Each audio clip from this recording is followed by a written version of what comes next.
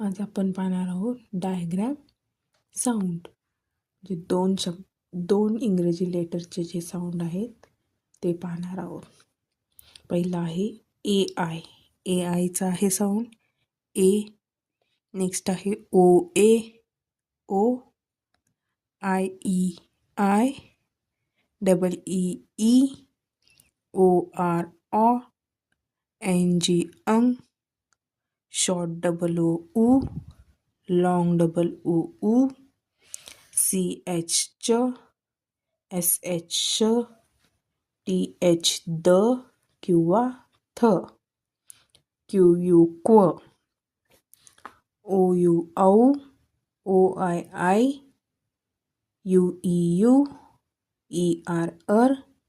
A R R.